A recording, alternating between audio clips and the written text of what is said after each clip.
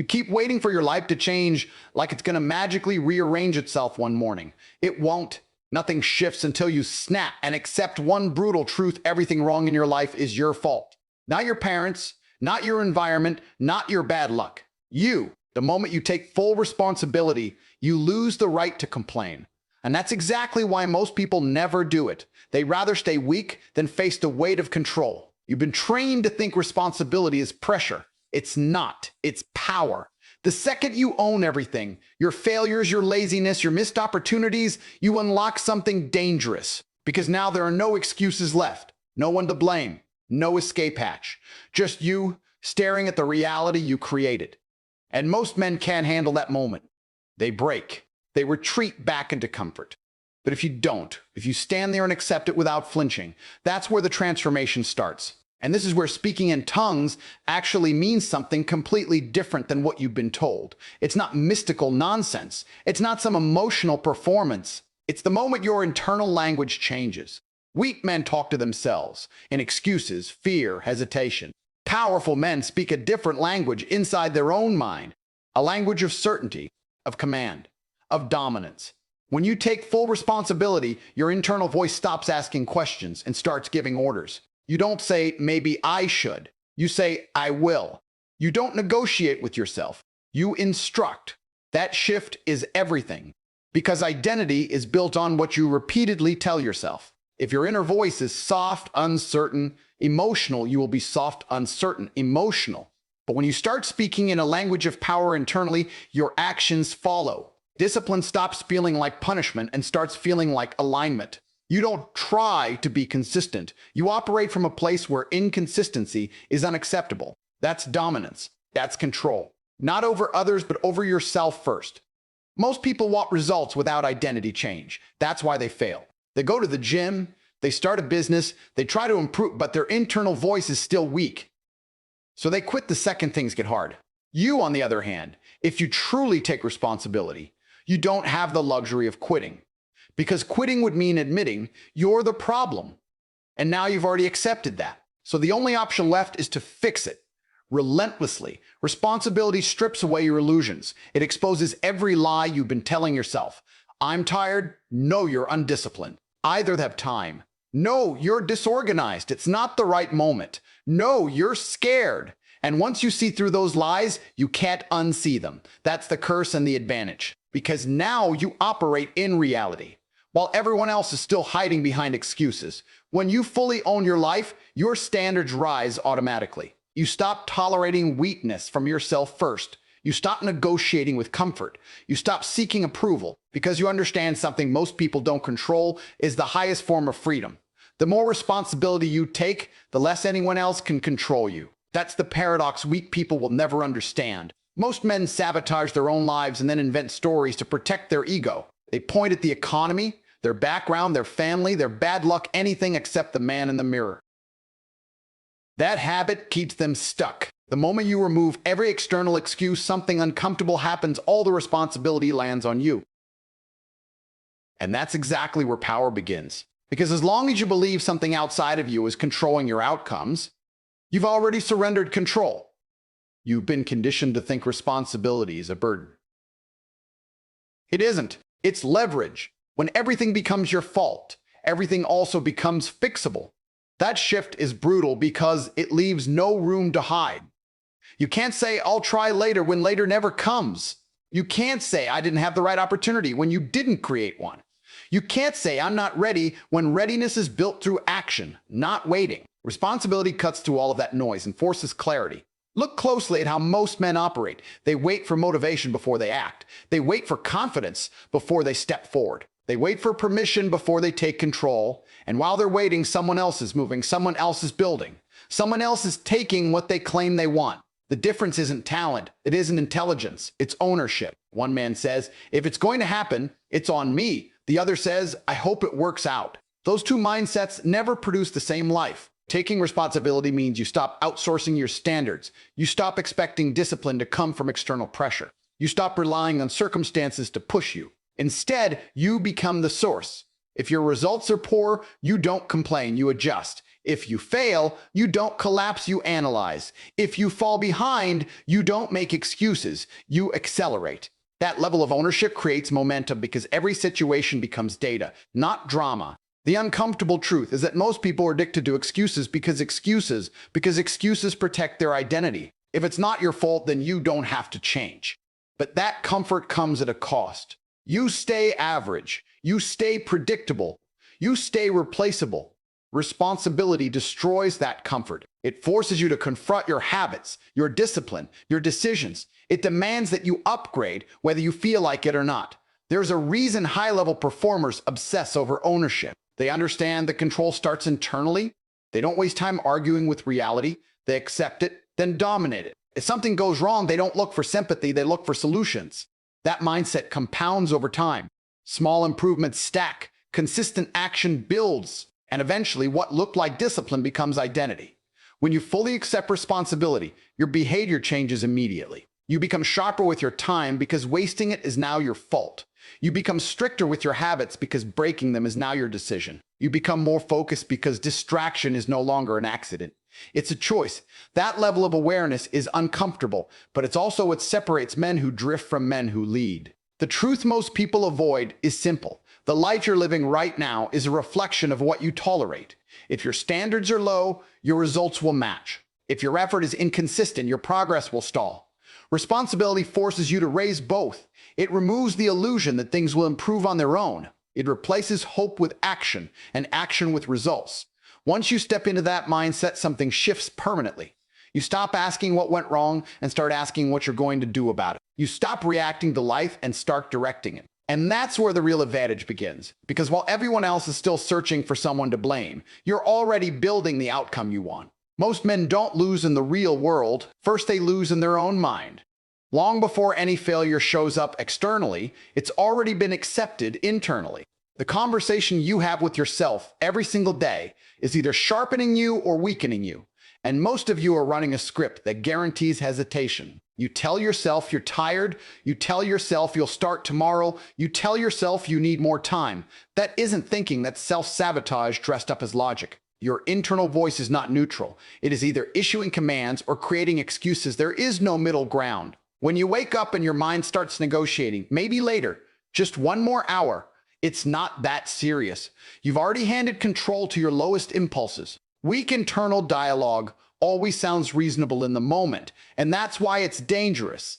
It doesn't scream at you to fail. It calmly guides you there. Pay attention to the difference in language. A weak man says, "I'll try to be consistent." A dangerous man says, "I execute daily, regardless of how I feel." One leaves space for failure. The other removes it completely. That shift in wording might seem small, but it rewires behavior. Your brain follows instructions. If the instruction is vague, the action will be weak. If the instruction is clear and absolute, the action becomes decisive. Most people underestimate how much repetition shapes identity. If you repeatedly tell yourself you're undisciplined, you will act undisciplined. If you constantly question your ability, you will hesitate at the exact moment action is required. Over time, those patterns become automatic. You don't even realize you're holding yourself back because it feels normal. But normal doesn't mean correct, it means condition. The uncomfortable reality is that you've been practicing weakness for years. Every excuse you've repeated, every delay you've justified, every time you avoided discomfort, you reinforced a pattern. And now you expect confidence to appear without changing the language that built your current identity. That's not how it works. You don't rise to a new level while speaking to yourself like the old version. When your internal voice becomes direct, everything changes. You stop asking yourself if you feel like working, you tell yourself to start. You stop debating whether something is worth the effort, you decide and move.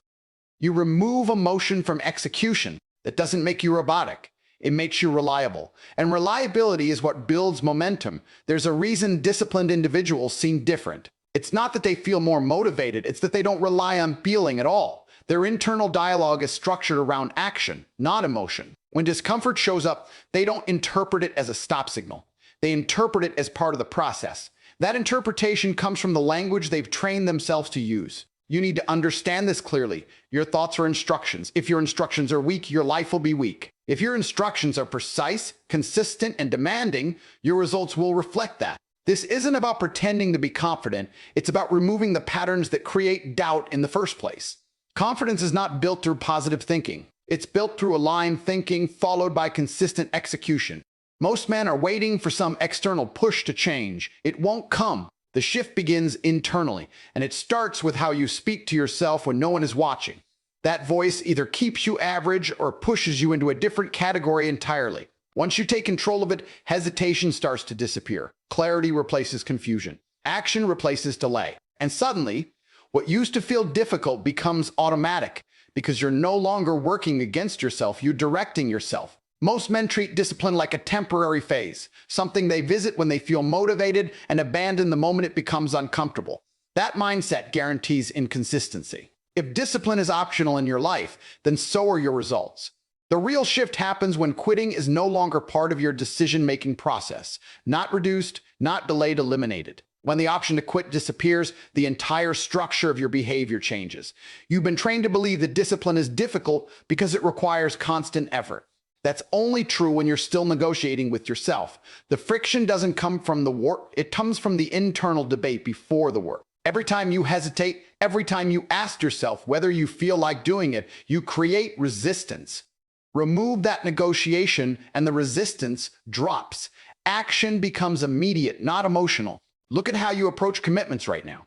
You set goals, you make plans, and then you leave yourself an escape route. If I'm tired, I'll rest.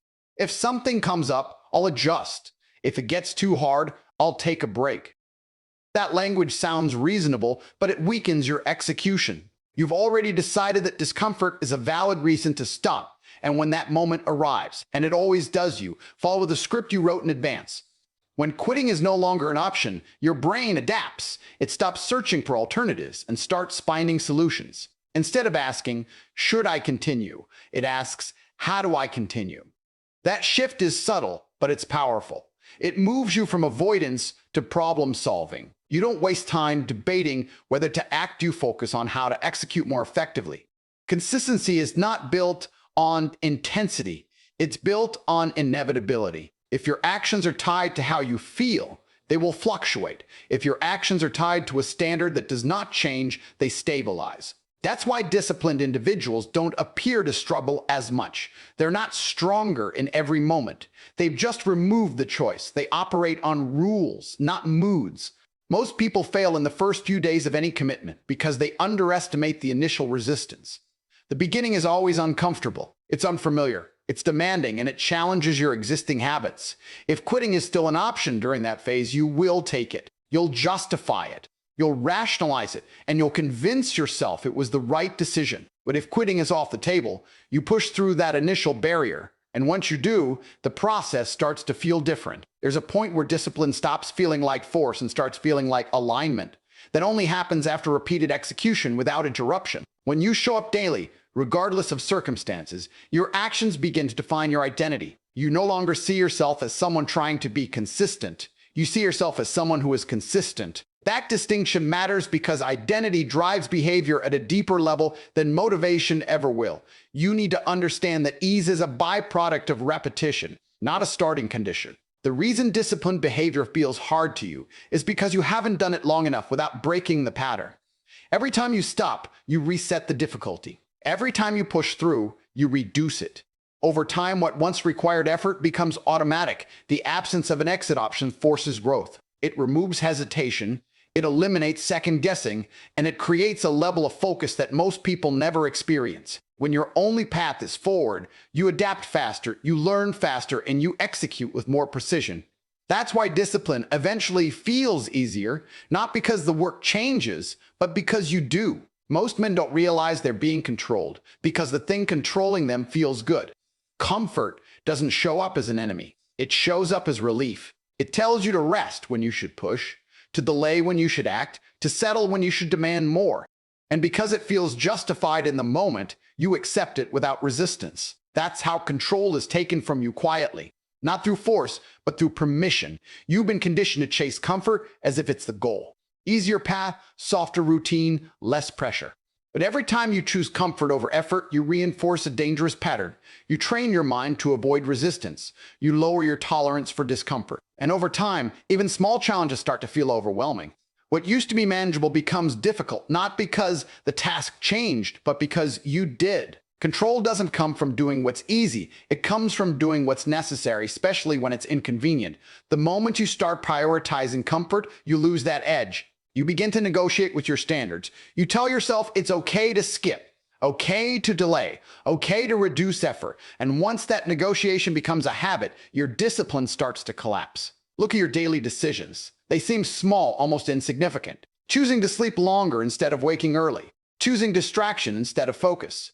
Choosing convenience instead of effort. None of these decisions feel critical in isolation, but stacked over time, they define your trajectory. Comfort operates through accumulation. It doesn't destroy you instantly. It weakens you gradually.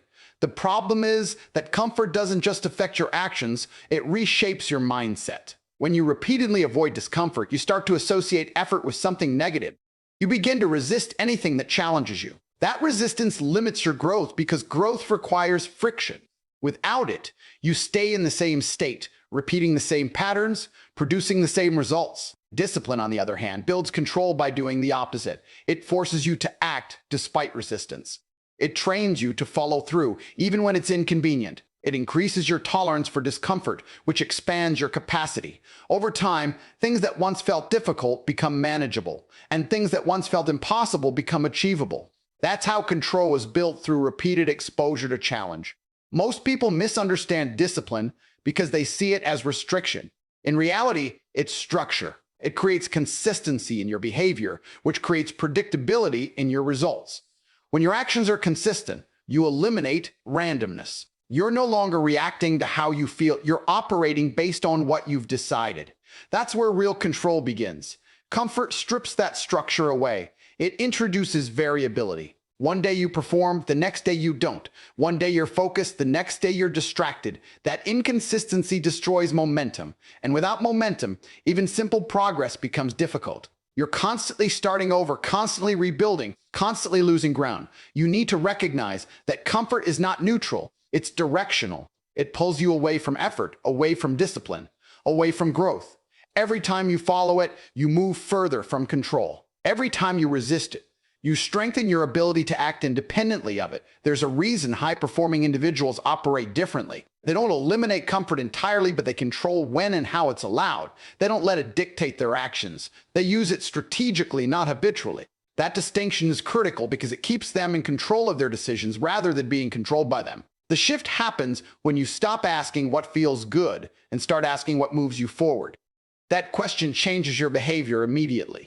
It removes emotion from the equation and replaces it with intention. And once your decisions are driven by intention instead of comfort, your actions become aligned with your goals instead of your impulses. At that point, discipline stops feeling like resistance and starts feeling like authority. You're no longer reacting, you're directing. And that's the difference between someone who is controlled by their environment and someone who controls themselves. Most men are uncomfortable hearing this, so they avoid it entirely. Your current life is a direct reflection of your standards. Not your intentions, not your potential, your standards. What you tolerate, what you accept, what you allow yourself to repeat. That's the real measurement. You can talk about goals all day, but if your daily standards don't match them, nothing changes. You say you want more money, more discipline, more respect, but your behavior tells a different story. You tolerate distractions that waste hours. You accept habits that weaken your focus. You allow inconsistency to exist in areas where precision is required. And then you act surprised when the results don't align with your expectations. There's no confusion here. The outcome matches the standard every time. Standards are not what you say, they're what you enforce. If you claim to value discipline but regularly break your own rules, then discipline is not your standard. If you say you want progress but continuously delay action, then delay is your standard. This is where most people deceive themselves. They define who they want to be, but they operate like who they currently are.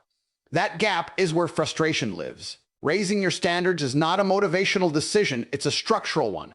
It requires you to remove behaviors that don't align and replace them with ones that do, consistently. That means you stop allowing certain things in your routine. Not occasionally, permanently. You stop negotiating with habits that hold you back. You stop making exceptions for yourself. Because every exception weakens the standard. Look at how low standards operate. They're subtle. They don't feel extreme. You skip one session. You delay one task. You accept one distraction. None of it feels significant in the moment, but repetition turns small allowances into fixed patterns. Over time, those patterns define your identity. You become the person who starts but doesn't finish, who plans but doesn't execute, who wants but doesn't commit. High standards work the same way, but in the opposite direction. They require consistency in small actions. You show up even when it's inconvenient. You complete tasks even when you don't feel like it. You maintain focus even when distractions are available. These behaviors seem simple, but their impact compounds. They create reliability, and reliability builds results. The uncomfortable part is that raising your standards eliminates comfort. It forces you to confront habits you've been avoiding. It requires you to operate at a level that feels unnatural at first. That resistance is normal. It's a signal that you're moving beyond your current baseline. Most people interpret that resistance as a reason to stop. That's why they stay where they are. You need to understand that standards are self-imposed, but they are not optional once defined. If you decide that something is your standard, that it must be maintained regardless of circumstances. Otherwise, it's not a standard, it's a preference. And preferences don't produce consistent outcomes. Standards do. When your standards rise, your tolerance drops. You stop accepting mediocrity from yourself. You become more precise with your time, more deliberate with your actions, more focused on execution. That shift changes how you approach everything. You don't just aim to complete tasks, you aim to complete them at a certain level. Most people want external validation to confirm they're on the right path. High standards remove that need. Your validation comes from meeting your own criteria. You know whether you performed correctly or not. That internal accountability is more reliable than any external feedback because it's constant. The reality is simple. If your life isn't where you want it to be, your standards are not high enough. That's not an insult, it's a fact. And until those standards change, your results won't either. Most people spend their entire lives avoiding the truth, not because they can't see it, but because they don't want to deal with what it demands. Truth is uncomfortable by design. It exposes gaps, highlights weaknesses, and removes the illusion that you're doing better than you actually are. That's why the average man distracts himself. Constant noise, constant entertainment, constant avoidance, because the moment everything goes quiet, reality starts speaking. The problem is that avoiding truth doesn't protect you, it weakens you. Every lie you tell yourself creates distance between where you are and where you think you are. And the bigger that gap becomes, the harder it is to correct. You start making decisions based on a false perception, and those decisions compound into poor outcomes. Over time, you lose clarity, and without clarity, you lose direction. Facing harsh truth requires a level of honesty most people never develop. It means looking at your results without emotional filters. If you're behind, you admit you're behind. If you lack discipline, you admit you lack discipline. If your habits are weak, you call them weak. No soft language, no excuses, no reinterpretation, just accuracy. That level of precision is uncomfortable, but it's also necessary. The moment you stop distorting reality, you gain something most people don't have: clear feedback. Every result becomes information. Every failure becomes a signal. Instead of reacting emotionally, you start analyzing objectively. What didn't work? Why didn't it work? What needs to change? That approach removes drama and replaces it with strategy. You stop taking setbacks personally and start using them productively. Most men confuse confidence with feeling good about themselves. Real confidence comes from alignment with truth. When you know exactly where you stand, there's no uncertainty. You don't need to pretend, exaggerate, or convince anyone. Your awareness becomes your advantage. You can make precise adjustments because you're not guessing. You're responding to reality as it is, not as you wish it to be. The resistance to truth is rooted in ego. Admitting flaws challenges your identity. It forces you to accept that you're not operating at the level you claim. That's difficult, but avoiding it keeps you stuck. Growth requires you to break that attachment. You're not defined by your current state. You're defined by your willingness to improve it. But improvement only begins when the problem is clearly identified. Once you develop the ability to face truth without flinching, your decision-making changes immediately. You stop choosing what feels good and start choosing what works. You stop justifying poor performance and start correcting it. You stop blaming circumstances and start adjusting your approach. That shift creates momentum because your actions are now aligned with reality. There's also a level of control that comes with this mindset. When you accept responsibility for what's real, you remove unpredictability. You're no longer surprised by outcomes because you understand the cause behind them. That understanding allows you to influence results more effectively. You're not reacting blindly. You're operating with awareness. Most people are trapped in cycles because they never confront the root issue. They treat symptoms instead of causes. They change surface level behaviors without addressing underlying patterns. Truth forces you to go deeper. It doesn't allow shortcuts. It demands that you fix what's actually broken, not what's convenient to fix. The ability to face reality directly is rare, and that's exactly why it creates separation. While others are still protecting their ego, you're building accuracy. While others are making excuses, you're making adjustments. That difference compounds over time. Clear thinking leads to better decisions. Better decisions lead to stronger results. At that point, progress stops being random. It becomes intentional. You're no longer hoping things improve. You're engineering improvement based on what's real. And once that process becomes consistent, your trajectory changes completely because you're no longer operating in illusion. You're operating in truth. So here's the truth you've been avoiding. The life you have right now is a direct reflection of your standards, your discipline, and your mindset. Nothing more, nothing less. And until you accept that without hesitation, you will stay exactly where you are. But if you do accept it fully, brutally, without excuses, then everything changes. Your mind sharpens. Your actions align. Your identity transforms. And you stop being a man who hopes for a better life and become the man who commands it. Now decide. Either you keep lying to yourself and stay comfortable, or you take full responsibility and step into power. There is no middle ground.